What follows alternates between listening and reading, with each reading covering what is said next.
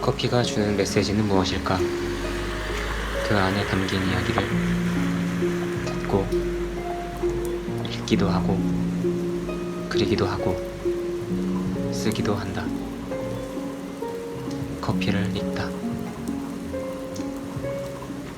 네, 안녕하세요. 커피를 읽다. 이번 시간에 준비한 영상은요, 바로 이 테이크아웃 잔의 라떼아트 하는 법입니다. 이번 영상을 준비하면서 느꼈던 점이 있는데요, 그것에 대해서 이번 시간엔 말씀을 드려보도록 하겠습니다. 네, 그럼 먼저 영상을 먼저 확인해 볼게요.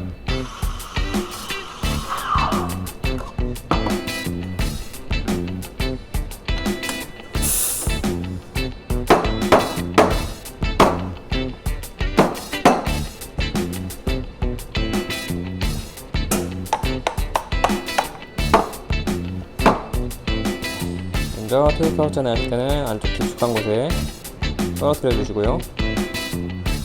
안정화 그리고 라떼랑 동일하게 3분의 1점에 떨어뜨려 보겠습니다.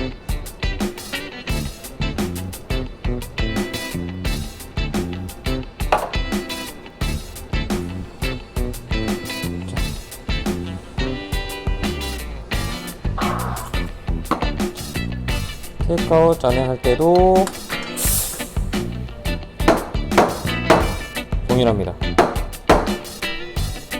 항상 동일하게. 라떼아트는 원리만 이해하고 있으면 어떤 잔에 하더라도 할 수 있습니다. 자, 안정할 때는 좀 더 깊은 곳에 이렇게 안쪽에 잘 부어줍니다. 동일하게 적당히 부어주고,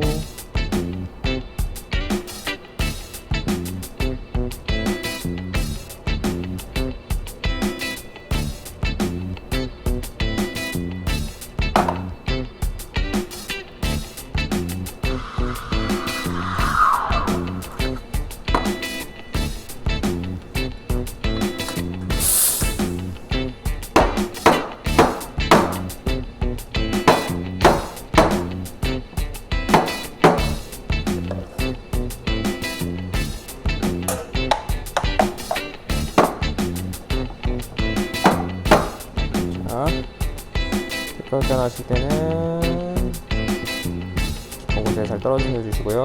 안정화는 살짝 많이.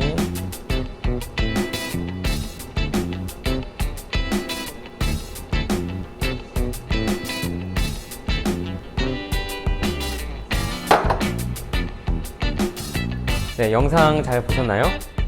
제가 이번 영상을 준비하면서 느꼈던 것은요, 이 테이크아웃 잔과 라떼 잔을 그릴 때 다른 점은 없다입니다.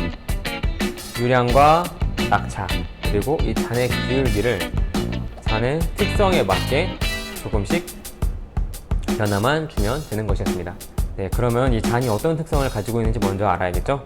라떼 잔과 테이크아웃 잔과 비교를 해보면 테이크아웃 잔이 높이가 높고 이 표면의 넓이는 라떼 잔이 더 넓죠? 자, 여기서 중요한 것은 무엇일까요? 바로 표면의 넓이입니다. 표면의 넓이가 왜 중요할까요? 자, 우리가 안정화의 양은 무엇을 결정한다고 이야기를 했었죠? 네, 맞습니다. 바로 그림의 크기입니다. 이 안정화의 양은 이 그림의 크기에 따라서 결정을 해야 하는데요. 그렇다면 그림을 2 이상 그리고 싶어도 그릴 수가 없겠죠? 그렇다는 것은 이 표면의 크기에 맞는 그림을 그려야 한다는 것입니다. 그렇다면 이 사이즈에 맞는 안정화의 양을 알아야겠죠? 그래서 이 테이크아웃 잔에 라떼아트 하는 첫 번째 팁은 안정화를 조금 많이 하는 것입니다. 그래서 안정화의 양을 조금 더 많이 해주시는 게 그림을 그리실 때 조금 더 안정적으로 그림을 그리실 수가 있습니다. 테이크아웃 잔에 라떼아트 할 때 두 번째 팁은요, 바로 우유를 버리지 않는 것입니다. 근데 제가 라떼 잔에 라떼아트를 할 때는 우유를 보통 잔의 사이즈에 맞게 필요한 양만을 가지고 라떼아트를 했었는데요, 테이크아웃 잔에 라떼아트를 하면서 느낀 점은 우유 양을 버리지 않고 여분의 우유가 조금 더 있어야 라떼아트를 하기 용이하다는 것이었습니다. 바로 그것은 이 잔의 높이 때문입니다. 잔의 높이가 높기 때문에 이 잔에 유속이 생기기 더 힘들겠죠. 그러니 그림이 뜨기가 조금 더 힘든 것입니다. 그래서 유량이 잔여 우유가 조금 있어야 흘러가는 힘이 조금 더 남아 있어서 훨씬 그림을 그리기가 용이하더라고요.